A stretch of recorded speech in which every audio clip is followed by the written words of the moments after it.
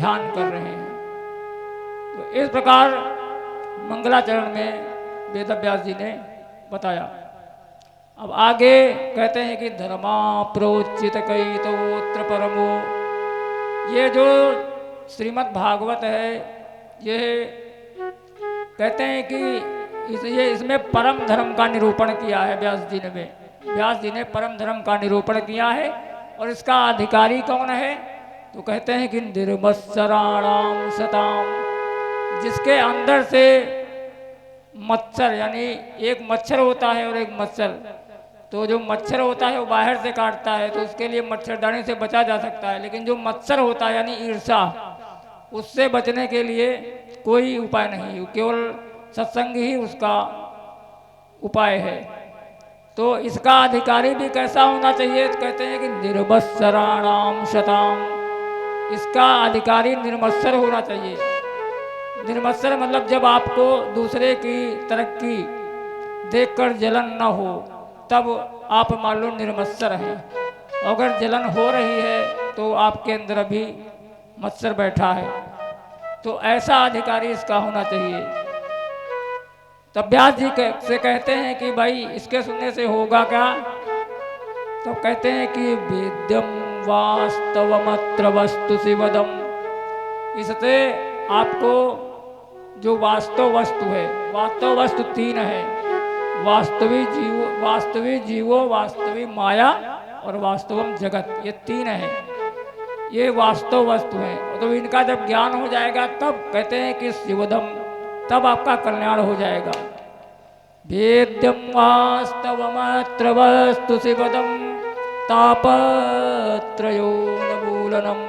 और जो हम दिन रात त्रितापों में तपते रहते थे उनका समूल नाश हो जाएगा। तापत्रयोन्मूलनम यानी वृक्ष होता है, उसको अगर काट दोगे तो वो दोबारा हरा हो जाएगा, लेकिन जब जड़ से उखाड़ दोगे तो फिर दोबारा हरा वो जगेगा नहीं, वो भी उखड़ जाएगा।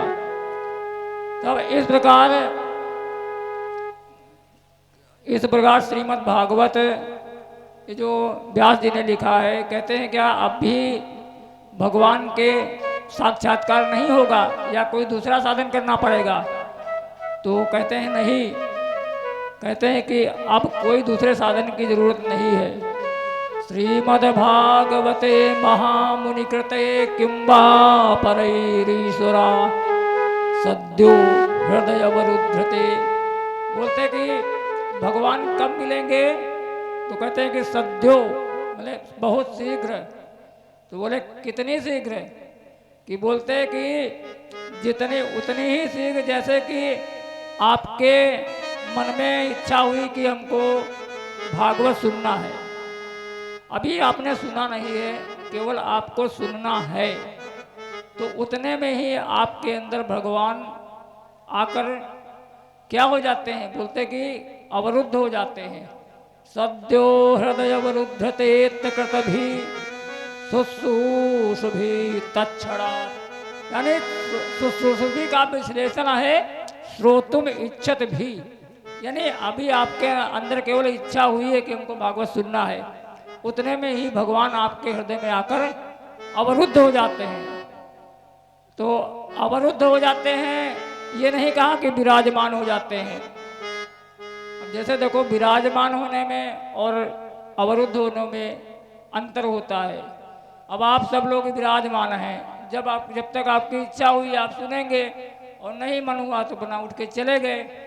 अब लेकिन जैसे यही कथा स्कूल में हो रही होती है, अंदर गेट लगा है और बोले कि भाई जब तक कथा होगी तब तक ताला बंद, कथा जब खत्म होगी तभी कोई बाहर निकलेगा। तो अब आप क्या करोगे? भाई फंस गए। तो इसी प्रकार भगवान उस भक्त के हृदय के अंदर आकर अवरुद्ध हो जाते हैं। विराजमान नहीं कहा, देखो विराजमान भी कहते लेकिन वो नहीं कहा, कहा कि सद्यो हृदय अवरुद्धते कृतभी शुश्रूषुभि तत्क्षणात्। तो और इसमें कहा है कि कृतभी, कृतभी यानी सुकृत भी, यानी आपके जब जन्म जन्मांतर के सुकृत यानी पुण्य उदय होंगे तभी आपके अंदर इच्छा भी आएगी। ऐसे इच्छा नहीं आएगी, परे रहोगे घर में लेकिन सुनने नहीं आओगे, क्योंकि तुम्हारे अंदर अभी पूर्व जन्म का संस्कार चल रहा है, इसके लिए वो तुमको आने नहीं देगा।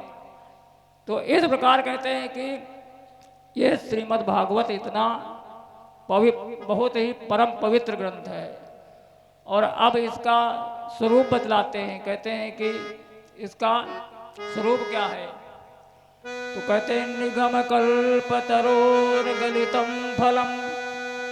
निगम, निगम कहते हैं वेदों को। नितराम गमयति बोधयति स निगमो वेदा, जो निरंतर भगवान का आपको बोध कराते रहे। देखो वेद ही हैं जो भगवान का बोध कराते हैं, बाकी कोई जीव तो जान ही नहीं सकता, क्योंकि जो जीव है ये माया में लिपटा हुआ रहता है, तो इसके लिए इसकी तो सामर्थ्य ही नहीं। हाँ, अगर भगवान कृपा करते हैं तभी वो जान पाता है। तो निगम कल्पतरोर गलितम फलम, तो निगम रूपी जो है वेद है उनका ये कैसा है, गलितम फलम, पका पकाया हुआ फल है। तो और सुख मुखाद मृत द्रवशयुतम, और जो सुखदेव रूपी जो महामुनि हैं उनके मुख का ये लगा हुआ फल है। क्योंकि जो तोता होता है वो फलों का बहुत पारखी होता है। तोता जिस फल में चोंच मार देता है वो मीठा ही निकलता है। तब किसी ने व्यास जी से पूछा कि भाई व्यास जी ये बताओ, अब आपका फल है तो आप तो बताओगे ही कि भाई मीठा है, हम कैसे माने। क्योंकि जो फल बेचने वाले वो आते हैं वो अपने फलों की बहुत तारीफ करते हैं। कोई कहता है कि भाई मलाई वाले केले, तो क्या क्या केले मलाई के होते हैं, लेकिन वो बेचने का अपना तरीका होता है। तो इस प्रकार व्यास जी कहते हैं कि नहीं, ये जो मेरा भागवत रूपी जो ये फल है इसमें सुखदेव जी का मुख लगा हुआ है, इसके लिए ये अमृत के समान है।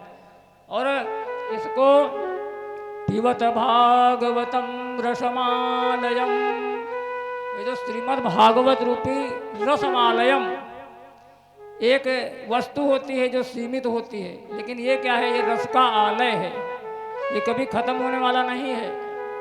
तो इसीलिए कहते हैं कि मुहुर हो रसिका भुवि भावुका, अहो रसिक अहो भावुक, आओ और इसको बार बार मुहुर मुँह यानी बार बार पियो आके। तो किसी ने पूछा कि भाई फल कोई पिया थोड़ी जाता है, फल तो खाया जाता है।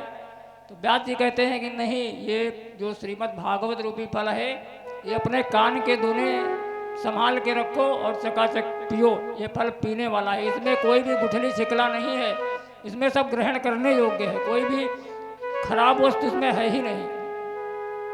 तो अब इस प्रकार व्यास जी रसिक और भावुक लोग को बुलाते हैं। अब ये जो श्रीमद् भागवत महापुराण है, इसमें ये सौनकाद ऋषि ने सूत जी से पूछा कि महाराज ये बताओ कि सबसे कल्याणकारी साधन कौन सा है और कौन सा शास्त्रों का सार है, तथा भगवान ने और कितने अवतार लिए और क्या क्या कर्म किए, और भगवान जब ये धराधाम छोड़कर चले जाते हैं तब ये जो धर्म है ये किसकी शरण में जाता है। तो इन्हीं 6 प्रश्नों के उत्तर भागवत के 12 स्कंद में सूत जी ने दिए हैं। तो सनकादि ऋषि कहते हैं कि सौनकादि ऋषि कहते हैं कि किम श्रेयम शास्त्र सारा कह सोवतार प्रयोजनम, किम कर्मम केवतारश्चा धर्मम कम शरणम गदा, कि भगवान के कितने अवतार हुए और सबसे श्रेयस मार्ग क्या है, कौन कल्याण का साधन है, तो आप हमको इस प्रकार बताओ। तब सूत जी कहते हैं कि ऋषियों आपने बहुत ही अच्छा प्रश्न किया है, अब हम पहले अपने गुरुदेव का ध्यान कर लेते हैं, तब तुमको हम आगे सुनाते हैं। तो 2 श्लोकों में सूत जी के जो गुरु हैं वो महामुनि सुखदेव जी हैं।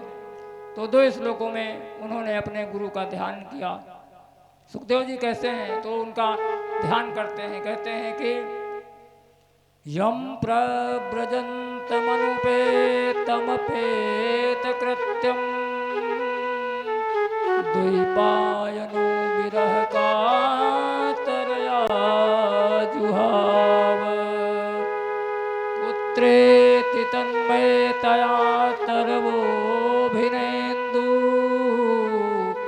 तं सर्वभूतहृदयं मुनिमानतोऽस्मि यस्वानुभावमखिलं श्रुतिसारमेकं मध्यात्मदीपमतितितिर्षितां तमोन्धम् संसारिणां करुणयाः पुराणगुह्यं तं व्याससूनमुपयामि गुरुमुनीनाम्।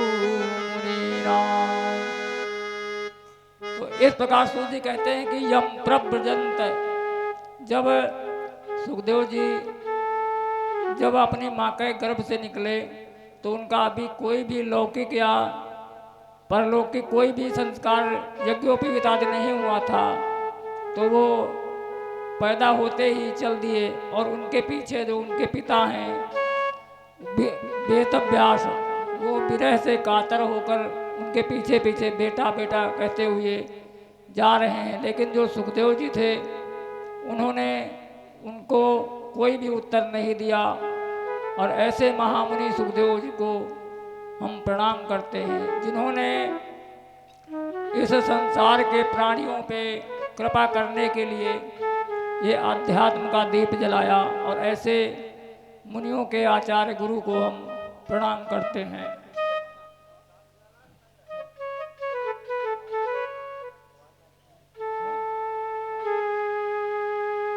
सीता राम राम राम सीता राम राम